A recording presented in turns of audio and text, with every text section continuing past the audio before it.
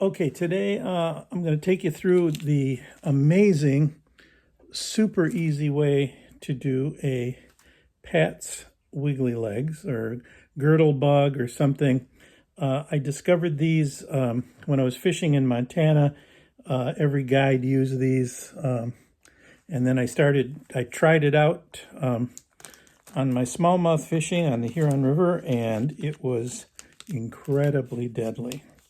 I use that sometimes with a hopper dropper or below my prime Mouradian fly.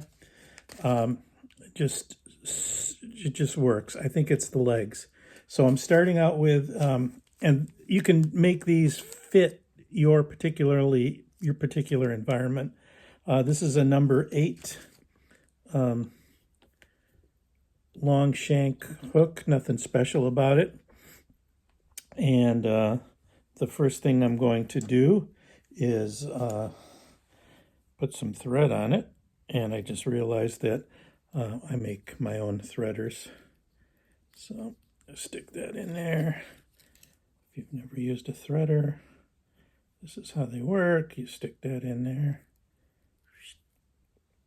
Then you pull that through. Okay, so now the thread I'm using is 6/0 uni thread, but again, you can use whatever just happens to be on your table. Usually works pretty well. Again, I think most fish really don't. It's not color is maybe nymph's color is a little bit something, but I think it just has to be close. Okay, so first thing we're going to do is we're just putting a little thread on there. I start out, I don't use a bead on it mainly because if I have beads, they end up on the floor. So we're just gonna do that. You may notice I'm wearing my cool dollar store 3.5 3.5 readers.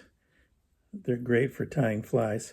So I'm just putting some lead on there. And again, depends on how you fish these and how deep. And I used to have some kind of code system for this to show me how heavy they are. And now I tie it on, and if it's fishing too deep, I try another one. I've become super lazy about this sort of thing. At this point, I put on a little super glue, and I'll explain that in about 1 second. What it does is super glue takes a while to tack up, and by the time I'm really ready for it, it's kind of tacked up at that point. So the next thing I do is I just take some thin chenille, okay, as thin as you can get. This just happens to be like kind of an olive green chenille, and I just tie it on there just so it's on. Now the magic part of this is here. So I start off with, I buy these skirts for spin fishing, and they come like this and they're sealed on the top and the bottom. And I take 2 of them and I pull them off together so that they're still stuck together at the end. As you can see here, I have 4 of them, so I'm going to have to separate these 2. And then I come to the other end and keep those together. So now I have this sort of double loop here, okay? I don't know if you have to do that, but it seems to work well for me. So then I take this, and there's about a shank length. It's about like my thumb's length.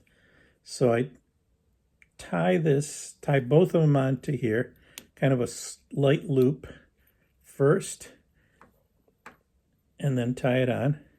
And that gets on there really tied on really well at that point. Okay, then I take this and I loop it. You see how I've just taken this and I kind of grab it with my thumb, kind of pinch it a little bit, and then come back and just tie that in. So now I've got like a loop there. So I'm going to hold that while I tie this in.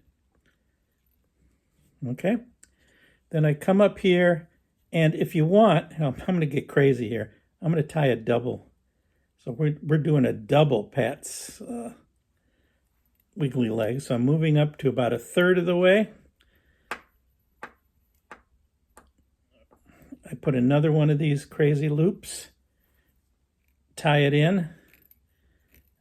Normally I only do one, but we'll do two just to show you what it's like.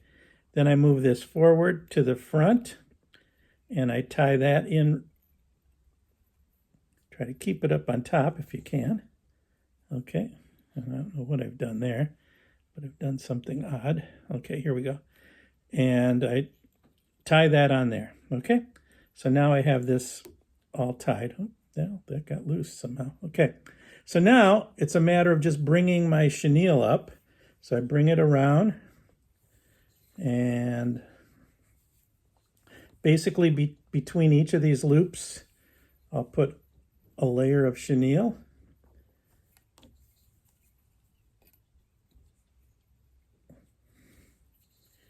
And we can use another one here and maybe one more.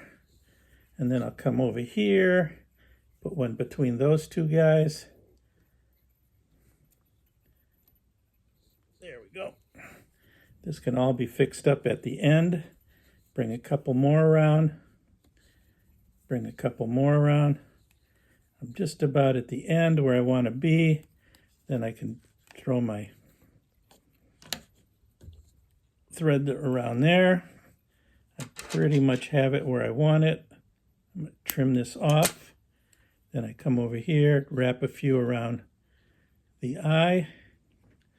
Get my half hitch tire. Oop, careful. There we go. Bring this over, tie a couple half hitches. This is just a straw that I use. Works great. Tuck it in there where I want it. Get my half hitches in. Okay, so the first thing I want to do is I want to arrange my front ones. I'll tore one off, okay? So we're just going to have one in the front. But here's the magic. Then I just come through and I snip each of these like that. And then I can spread these out. And it's in all crazy different directions, or any way I want it to be. Just trim off the back. Pull that apart. And I've got a bug that when going through the water, these little legs are just going to shimmer, shimmer, shimmer, and it makes the fish crazy.